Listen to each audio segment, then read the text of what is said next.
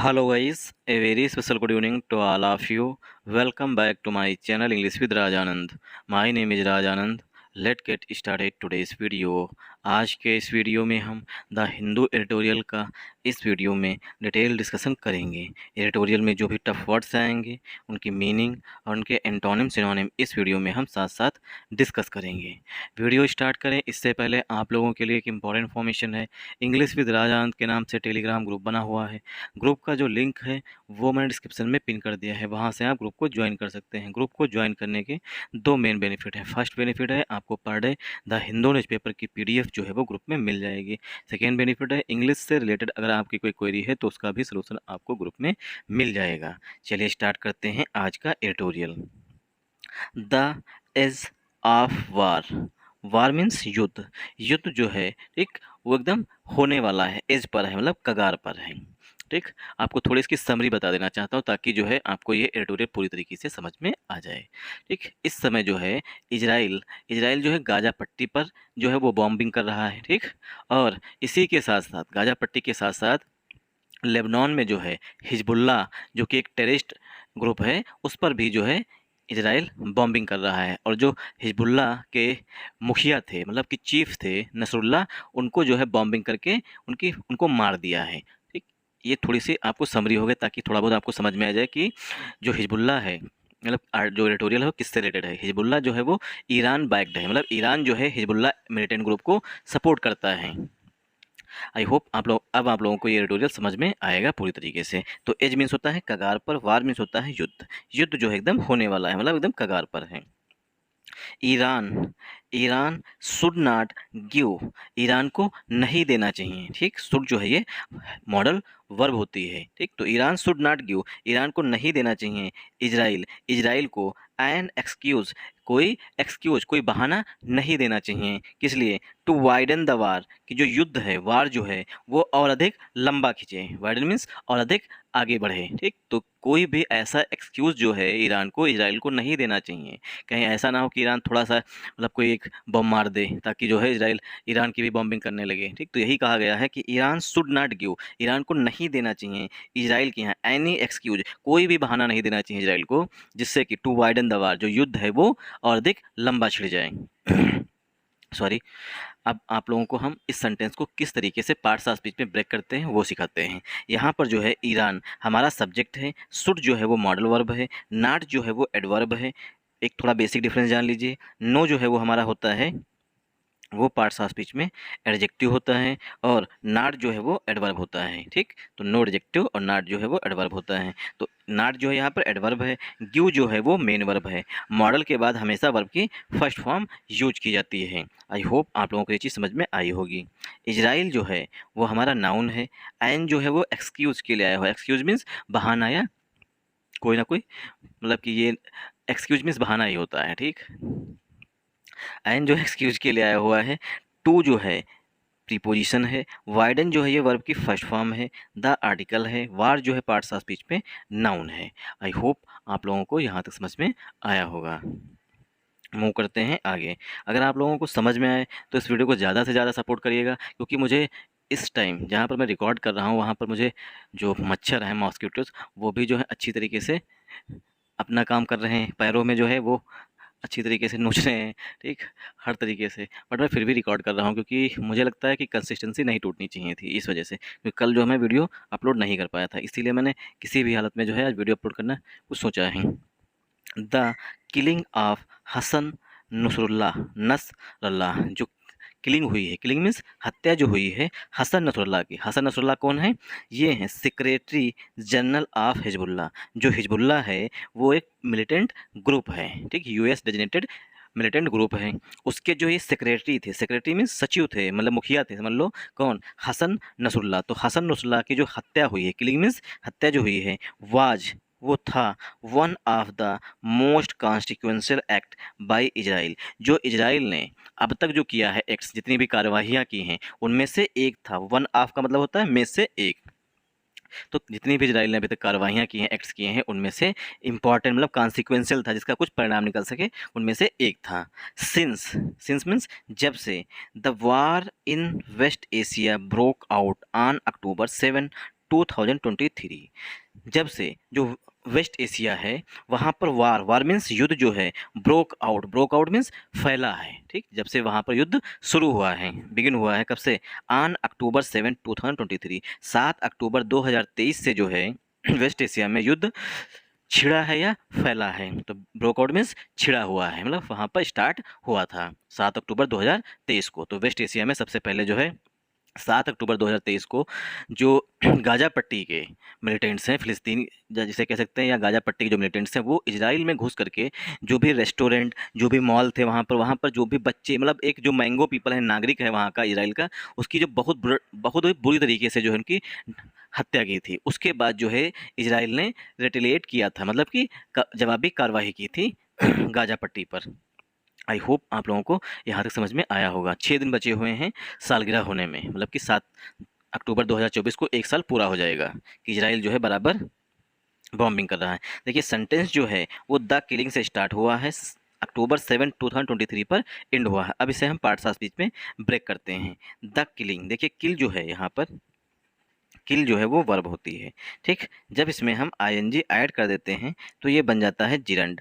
Gerund जो है वो एज अ नाउन के रूप में यूज किया जाता है, तो यहाँ पर ये जो है वो नाउन की तरह यूज किया गया है, किलिंग, द किलिंग, ठीक। द यहाँ पर डेफिनेट आर्टिकल है, क्यों, क्योंकि निश्चित हो चुका है कि हसन नसरुल्लाह जो है उन्हीं की डेथ हुई है, इसी वजह से। तो यहाँ पर किलिंग जो है पार्ट्स ऑफ स्पीच में जिरंड है, जिरंड जो कि नाउन है।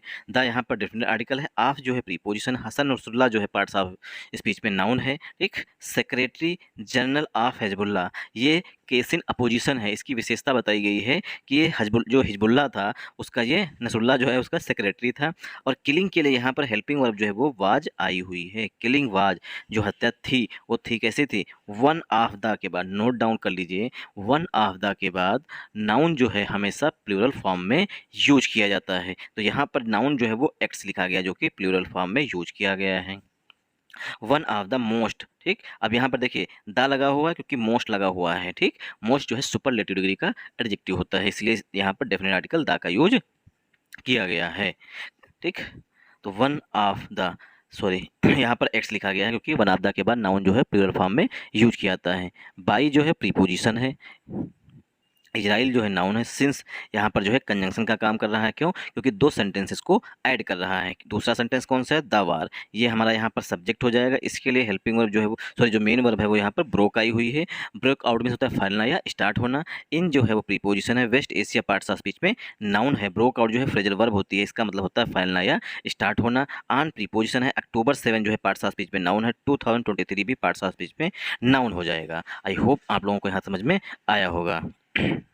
अब थोड़ा इसे समझ लेते हैं, वन ऑफ द वाला केस, ठीक। पहली बात तो वन ऑफ द के बाद जो नाउन आएगा वो हमेशा प्लूरल फॉर्म में आएगा, जो कि यहाँ पर एक्स जो लिखा गया है, ठीक। दूसरी बात, इसी एक्स में से जो इतने सारे एक्स हैं उनमें से एक की बात की गई है, ठीक। तो ये प्रोनाउन का काम करेगा यहाँ पर। ऑफ प्रीपोजिशन है, द आर्टिकल है, मोस्ट एडजेक्टिव है, कॉन्सिक्वेंशियल जो है ये भी पार्ट्स ऑफ स्पीच में एडजेक्टिव हो जाएगा। आई होप आप लोगों को यहाँ समझ में आया होगा। Hezbollah, which under Nasrallah's 3-decade-long leadership emerged as a parallel state in Lebanon. Hezbollah जो है इमर्ज मीन्स उभरा था या सामने आया था, एज अ पैरेलल स्टेट, एक पैरेलल स्टेट के रूप में। अब पैरेलल स्टेट का कॉन्सेप्ट आप लोग समझ लीजिए, मान लीजिए कि ये लेबनान है इस तरीके से, ठीक, ये है लेबनान, मान लीजिए इस तरीके से है। अब ये जो है साउथ का पार्ट, जो साउथ का पार्ट है लेबनान का, वो यहाँ पर हिजबुल्ला का कब्जा था। तो यहाँ पर क्या है, जो भी लेबनान के प्रेसिडेंट होते थे, प्राइम मिनिस्टर होते थे, लेबनान का जो भी कॉन्स्टिट्यूशन है वो यहाँ पर हिजबुल्ला के क्षेत्र में फॉलो नहीं होता था। इसी को बोलते हैं पैरेलल स्टेट होना, मतलब लेबनान के अंदर ही हैं लेकिन लेबनान के जो रूल्स एंड रेगुलेशंस हैं उनको जो है हिजबुल्ला के क्षेत्र में फॉलो नहीं किया जाता, इसी को बोलते हैं पैरेलल स्टेट। आई होप आप लोगों को यहाँ समझ में आया होगा।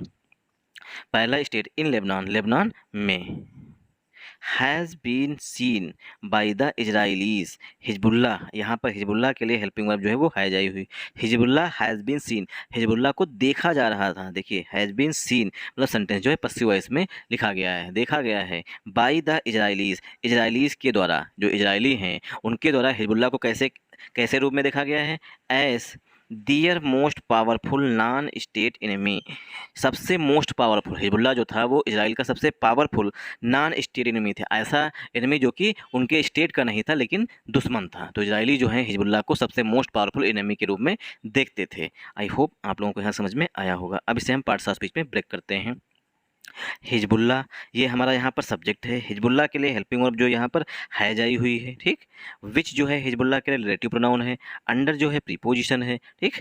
Nasrallah 3 decade long, Nasrallah 3 decade long leadership. देखिए यहाँ पर कामा लगा हुआ है और यहाँ पर कामा लगा हुआ, तो अंडर से लेकर के नसरुल्लाह 3 डिकेड लॉन्ग लीडरशिप ये हमारी हो जाएगी एडिशनल इन्फॉर्मेशन, ठीक। ये हमारी एडिशनल इन्फॉर्मेशन हो गई। विच के लिए जो रिलेटिव प्रोनाउन है विच, उसके लिए मेन वर्ब जो है वो यहाँ पर इमर्ज आई हुई है, ठीक। विच इमर्ज जो सामने आया था एस, एस जो है प्रीपोजिशन के रूप में आया हुआ, एज अ पैरेलल स्टेट, एक पैरेलल स्टेट के रूप में आया था इन लेबनान, लेबनान के अंदर। आई होप आप लोगों को यहाँ समझ में आया होगा। अगर आप लोगों को कुछ कमी लगे तो आप लोग कमेंट बॉक्स में कमेंट करके हमें ज़रूर बताइएगा। As as their most powerful non state enemy, enemy के रूप में। तो इजराइल जो है सबसे ज़्यादा जो है वो हिजबुल्ला को ही सबसे मोस्ट पावरफुल एनिमी के रूप में देखता था। Viewed by, viewed by the US as a terror group, जो ये हिजबुल्ला ग्रुप है उसको व्यू किया था, देखा जाता था किसके द्वारा, यूएस के द्वारा, यूनाइटेड स्टेट्स के द्वारा, एस, एस मीन्स के रूप में, एस अ टेरर ग्रुप। जो यूएस है, यूनाइटेड स्टेट्स है, जो अमेरिका है, वो हिजबुल्ला ग्रुप को जो है एक आतंकवादी ग्रुप के रूप में देखता था। It is also a central constituent in Iran's axis of resistance. It is यह भी है, सेंट्रल कॉन्स्टिट्यूएंट है, केंद्रीय, सेंट्रल मीन्स केंद्रीय, कॉन्स्टिट्यूएंट है मतलब आधार है इसका, ईरान एक्सिस ऑफ रेजिस्टेंस की, ईरान जो है बार बार एग्जिस्ट मतलब कि क्या करता था, रेजिस्टेंस देता था, मतलब कि हिजबुल्लाह को सपोर्ट देता था। थ्रू विच, जिसके माध्यम से ईरान प्रोजेक्ट्स, ईरान ने प्रोजेक्ट किया था its influence across the region. Hezbollah की मदद से जो है ईरान प्रोजेक्ट करता था, भविष्यवाणी करता था, इट्स इन्फ्लुएंस मतलब कि अपना इन्फ्लुएंस बनाए रखा था, मतलब कि क्या कहते हैं, प्रभाव बनाए रखा हुआ था अक्रॉस द रीजन, पूरे क्षेत्र में, ठीक। तो मतलब कि इस तरीके से समझ लीजिए जैसे कि हिंदी मूवीज़ में दिखाते हैं कि एक मेन होता है, मतलब कि ठाकुर होता है, ठाकुर का एक हट्टा कट्टा गुंडा होता है, ठीक। तो मान लीजिए कि ईरान जो है वो ठाकुर है और जो ये हिजबुल्लाह जो था वो उसका कट्टा गुंडा था, जो किस मतलब कि ईरान के कहने पर किसी को हमला कर देता था, ठीक। आई होप आप लोगों को ये चीज़ समझ में आई होगी। तो इन्फ्लुएंस किसके दम पे था ईरान का, हिजबुल्लाह के दम पर था। बाई किलिंग नसरुल्लाह, नसरुल्लाह को मार करके, Israel has dealt Hezbollah a heavy blow. Nasrallah को मार करके इजराइल जो है उसने हिजबुल्लाह को एक बहुत बड़ा झटका दिया है। हैवी ब्लो मीन्स होता है भारी भरकम झटका दिया है। एंड और डेंटेड ईरान्स इन्फ्लुएंस, और जो ईरान का इन्फ्लुएंस था, जो ईरान का प्रभाव था उस पर डेंट लगा दिया है, धब्बा लगा दिया है जिसे कहते हैं, ठीक, मतलब रोक लगा दी है। बट लेकिन it's cross border attacks have killed, लेकिन जो इसके क्रॉस बॉर्डर अटैक्स हैं, हैव किल्ड इसमें मारे गए हैं, एंड डिस्प्लेस्ड और बेघर हुए हैं, डिस्प्लेस मीन्स होता है बेघर होना, थाउजेंड्स हजारों, and cross the brightest of Iran red lines, और जो इजराइल है उसने क्रॉस कर दिया है, पार कर दिया है जो ईरान की रेड लाइन है, ठीक, ब्राइटेस्ट चमकीली रेड मतलब कि ईरान ने रेड लाइन खींच रखी है, अगर इसके आगे कोई गया तो हम हमला करेंगे, तो उसको भी, उस रेड लाइन को भी इजराइल ने पार कर दिया है। आई होप आप लोगों को यहाँ समझ में आया होगा। तो यहाँ पर देखिए आया हुआ है ये brightest of Iran red line, मतलब कि ईरान की सबसे चमकीली, मतलब कि ये जो है अंतिम रेखा है, इसके बाद जो है ईरान हमला कर देता है, तो उसको भी जो है इजराइल ने क्रॉस कर दिया है, मतलब कि पार कर दिया है। The region has never been this close to an open war, जो क्षेत्र है, ठीक, जहाँ पर इजराइल और ईरान सब ये हैं, ये रीजन जो है has never been this close, इस तरीके से नज़दीक आया था, टू एन ओपन वार, एक खुला युद्ध हो, इसके नज़दीक मतलब कि दोनों, मतलब ये क्षेत्र जो है वहाँ पर एकदम ओपन वार होने वाले, मतलब दोनों देश जो है युद्ध डिक्लेयर करने वाले हैं, between Israel and Iran, Israel और ईरान के बीच में, इसीलिए लिखा गया था द एज ऑफ वार, ठीक। जो क्षेत्र है हैज़ नेवर बीन, मतलब कभी भी इतना क्लोज नहीं हुए थे, मतलब इतना कभी भी नहीं हुआ था कि दोनों देश इजराइल और ईरान जो है एकदम आपस में पास आ जाए और सिर्फ युद्ध करने के लिए, ओपन वार करने के लिए, मतलब खुला युद्ध होने के लिए, मतलब एक देश दूसरे देश पर, ओपन वार ये होता है जैसे इजराइल जो है वो ईरान के खिलाफ डिक्लेयर कर देगा वार, ईरान इजराइल पर डिक्लेयर कर देगा वार, इसी को बोलते हैं ओपन वार। आई होप आप लोगों को यहाँ समझ में आया होगा। व्हेन व्हेन माने जब, इजराइल लॉन्च्ड, जब इजराइल ने लॉन्च किया था, शुरू किया था, इट्स रिटेलिएटरी वार। रिटेलिएटरी वार में होता है मतलब कि आपने हम पर हमला किया, हम आप पर हमला कर रहे हैं, तो क्या है, इसे बोलते हैं retaliatory war on Gaza, Gaza पर, आफ्टर हमास अक्टूबर 7 अटैक। जब हमास जो था, ठीक, जो गाजा पट्टी है वहाँ पर जो हमास टेररिस्ट ग्रुप है, उसने 7 अक्टूबर 2023 को अटैक किया था, हमला किया था ऑन इजराइल, इजराइल पर। Nasrallah open a second front, Nasrallah जो है, हिजबुल्ला जो है, उसका जो चीफ है नसरल्ला, ओपन किया था ए सेकेंड फ्रंट, दूसरा फ्रंट खोल दिया था, by firing rockets into northern Israel. जो इजराइल का नॉर्थ वाला पार्ट है वहाँ पर हिजबुल्ला के द्वारा जो रॉकेट्स दागे गए, ठीक, तो उसने क्या किया था, दूसरा फ्रंट खोल दिया था, मतलब 2 फ्रंट वार इजराइल लड़ रहा है। ही वांटेड, जो चाहता था, to keep some military pressure on Israeli defence forces. जो हिजबुल्ला है वो चाहता था, कीप मीन्स बनाए रखना, सम मिलिट्री प्रेशर, कुछ military pressure on the Israeli defence forces, Israel की डिफेंस फोर्सेस जो हैं उन पर प्रेशर बनाए रखना चाहता था, ताकि वो जो है इजराइल गाजा पट्टी पर, ठीक, हमास के विरुद्ध ज़्यादा कार्रवाई ना कर सकें। व्हेन मीन्स जब, द वार ऑन गाजा, जो गाजा पर युद्ध चल रहा था, was killing tens of thousands of Palestinian, जिसमें किलिंग, जिसमें हत्याएं हुई हैं, टेंस ऑफ थाउजेंड्स, हज़ारों, दसियों हज़ारों लोगों की हत्याएं हुई हैं फिलिस्तीन में। Israel played along with limited exchange of fire in return of Hezbollah rockets. Israel played, Israel जो है वो छोड़ता था, अलॉन्ग विद के साथ, लिमिटेड, लिमिटेड में सीमित, एक्सचेंज ऑफ फायर, मतलब कि हिजबुल्लाह के साथ अगर हिजबुल्लाह ने 100 दागे इजराइल पर रॉकेट्स, तो इजराइल में 10-20 रॉकेट दाग करके छोड़ देता, लिमिटेड मतलब कि छोड़ता था, इन रिटर्न, बदले में, ऑफ हिजबुल्लाह रॉकेट, हिजबुल्लाह के रॉकेट के बदले में इजराइल जो है वो मेन फोकस जो है हमास पर किया हुआ था, गाजा पट्टी पर किए हुए था, ठीक, तो वहाँ पर ज़्यादा फोकस किया हुआ था। बाद में जो है अब हिजबुल्लाह की ऐसी तैसी कर रहा है। वन सेकेंड, हिजबुल्लाह रॉकेट्स,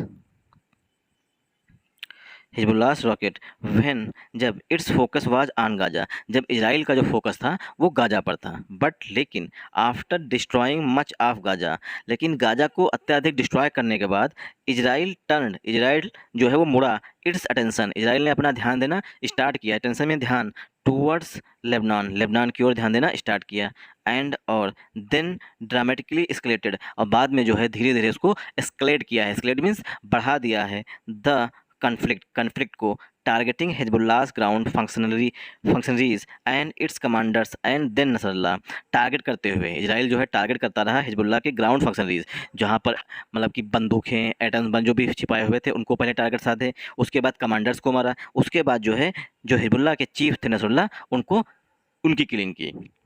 तो इजराइल ने धीरे धीरे टारगेट करना, पहले क्या किया इजराइल ने, सबसे पहले तो उसने हमास को कंट्रोल किया, हमास को जब अच्छी तरीके डिस्ट्रॉय कर दिया, उसके बाद जो है ये इजराइल जो है वो लेबनान, सॉरी मतलब कि हिजबुल्लाह की तरफ मुड़ा, उसके बाद उनको टारगेट किया, पहले उनके हथियार बर्बाद किए, उसके बाद जो है कमांडर्स, हमारे कमांडर्स के बाद जो है चीफ को मारा। आई होप आप लोगों को यहाँ समझ में आया होगा।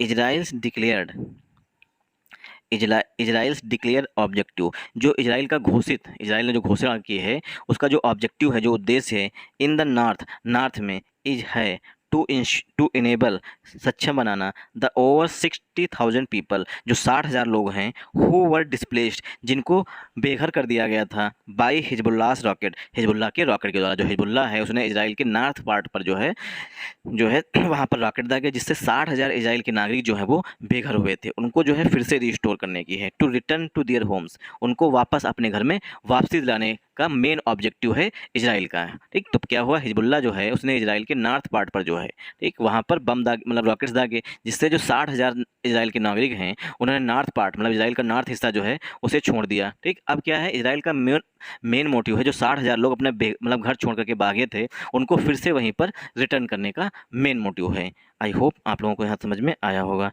It's strike have weekend Hezbollah, जो इजराइल है उसकी जो स्ट्राइक्स हैं, जो उसके अटैक्स हैं, वीकेंड, उसने कमज़ोर कर दिया है हिजबुल्लाह को, बट लेकिन not destroyed it's missile capabilities, लेकिन अभी भी जो है इजराइल जो हिजबुल्लाह की मिसाइल कैपेबिलिटीज़ हैं उनको डिस्ट्रॉय नहीं कर पाया है, डिस्ट्रॉय मीन्स तबाह नहीं कर पाया है। दिस मीन्स, इसका मतलब है, Israel could launch, Israel launch कर सकता है अ अ ग्राउंड ऑफेंसिव इनटू लेबनान, मतलब कि ग्राउंड ऑफेंसिव मतलब कि अब टैंक जो है लेबनान के अंदर घुसाएगा, इसे कहते हैं ग्राउंड ऑफेंसिव लॉन्च करेगा। ठीक, तो दिस मीन्स कि इजराइल कुड लॉन्च, इजराइल जो है स्टार्ट कर सकता है, लॉन्च मीन्स स्टार्ट कर सकता है ग्राउंड ऑफेंसिव मतलब कि अब टैंक अंदर लेबनान के अंदर लेके जाएगा, इनटू लेबनान, लेबनान में।